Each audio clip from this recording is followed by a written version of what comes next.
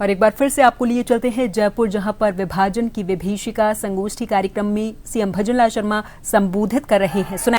ऐसे नहीं, दोनों हाथों की मुट्ठी बीचिए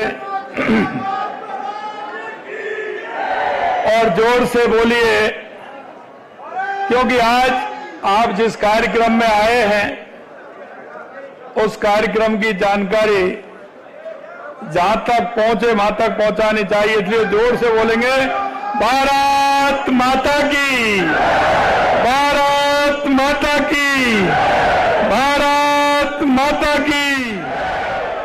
आज के इस विभाजन विभीषिका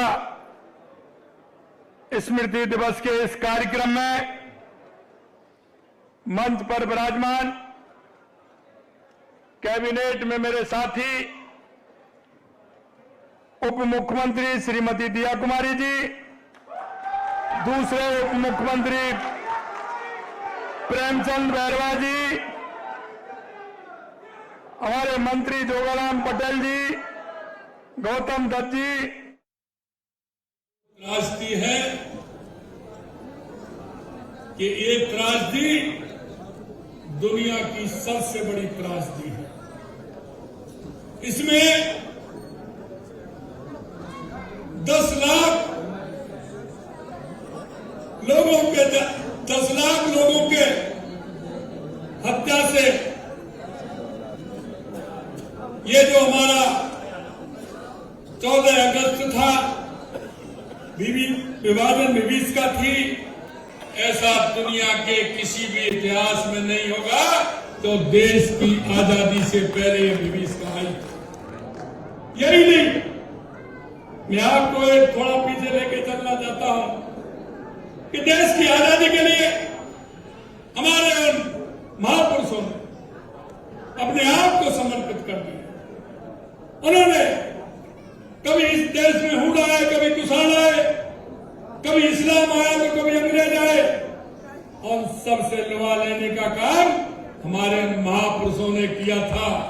एक बहुत ही बड़ी लंबी लड़ाई के साथ देश को आजादी मिली। देश हमारा जिस लक्ष्य के लिए हमारे महापुरुषों ने अपने आप को समर्पित कर दिया, और भी समर्पित भी ऐसे किया।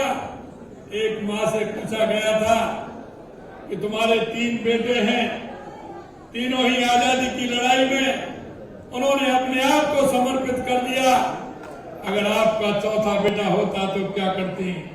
उस मां ने कहा कि चौथा नहीं, अगर 5वां भी बेटा होता तो मैं देश की आजादी के लिए उसको ये आजादी ऐसे ही नहीं मिली। लेकिन मैं कहना चाहता हूं मेरे भाई और बहनों, जिन लोगों ने हमेशा स्वार्थ की राजनीति की, जिन्होंने तुष्टिकरण की राजनीति की, जिन्होंने हमेशा लालच के साथ राजनीति की, उन लोगों के कारण हमारे देश का विभाजन झेलना पड़ा, देश का विभाजन झेलना पड़ा। और आपको यह भी मैं बता देना चाहता हूं, यह दर्द आज भी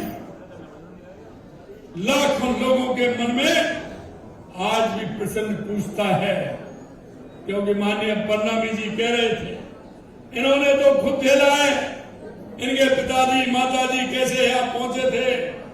लेकिन जब हम सुनते थे, बुजुर्ग हमें बताते थे, ये स्थिति होती थी जो पाकिस्तान से ट्रेन आती थी, उसमें आदमी नहीं आता था, उसमें लाशें आती थी। इस तरह की स्थिति हो गई। मैं आपसे ये भी कहना चाहता हूं मेरे भाई और बहनों, यह दर्द हमारा ऐसा है कि हमारे हर भारतीय के मन में, और ये भूलने वाला नहीं, ये आगे आने वाली पीढ़ी को भी हमें बताना है कि इन स्वार्थी लोगों ने हमारे देश के साथ में और हमारे देश के उन लोगों के साथ में कैसा इन्होंने व्यवहार किया। कभी कभी हम देखते थे, हम छोटे थे, लेकिन जब गांव में देखते थे कई लोग बर्तन लेकर के आते थे, साइकिल पर कपड़ा लेकर के आते थे, उनके जीवन में ना कोई रहने को जगह थी, ना कोई मकान था। रेलवे स्टेशन और बस स्टैंडों पर उन्होंने 6-6, 8-8, 10-10 महीने, साल 2-2 साल बिताने का काम किया। कहां से किस रेल में बैठ करके आए, कितना पैदल चल करके आए, कितनों को रास्ते में छूट गए उनसे जिनके बस की नहीं थी और उनका दाह संस्कार भी नहीं कर पाए। ऐसी ये विभीषिका जो हर देशवासी के हृदय में घाव करती है। मित्रों, मैं इतना कहना चाहता हूं आपसे कि ये जो विभीषिका थी ये ऐसी नहीं थी कि कोई त्रासदी हो।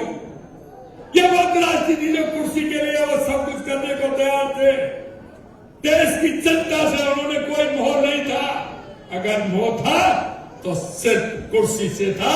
ये उन लोगों की खातिर ऐसा इस देश के अंदर हुआ। मैं आपको एक याद दिलाना चाहता हूं, आपने पढ़ा भी होगा कितनी रियासतें, 500 से ज्यादा रियासतें सरदार वल्लभ भाई पटेल ने एकीकरण किया। जहां जैसी आवश्यकता थी उन्होंने कदम उठाए और वो किया। लेकिन आपने देखा होगा एक जम्मू कश्मीर की रियासत थी जिसको एक जवाहरलाल नेहरू ने जिम्मेदारी ली, जिसका दंश आज तक भी हम झेल रहे हैं। मैं आपको ये भी कहना चाहता हूं, विभाजन के बाद जो स्थिति देश के अंदर बनी आपने देखा होगा, क्योंकि 1942 के अंदर डॉक्टर श्यामा प्रसाद मुखर्जी जी ने बंगाल के अंदर जब अकाल पड़ा था तो उन्होंने आकर के जन जन की सेवा करते हुए उन लोगों की सेवा करने का काम किया। आजादी के लिए हमेशा उन्होंने झंडा बुलंद किया। यही नहीं, सुभाष चंद्र बोस जिन लोगों ने किस तरह से काम किया, और बाबा साहब भीमराव अंबेडकर जी ने जब कहा कि ये जो बंटवारा हो रहा है ये ठीक नहीं है और ये बंटवारा कुर्सी के लिए हो रहा है, ये तो बहुत गलत है, ये बंटवारा नहीं होना चाहिए। जो राष्ट्रवादी लोग थे जिनके मन में राष्ट्र के प्रति पूरी संवेदना थी, पूरे राष्ट्र को लेकर के मजबूती के साथ चल रहे थे, जिनके अंदर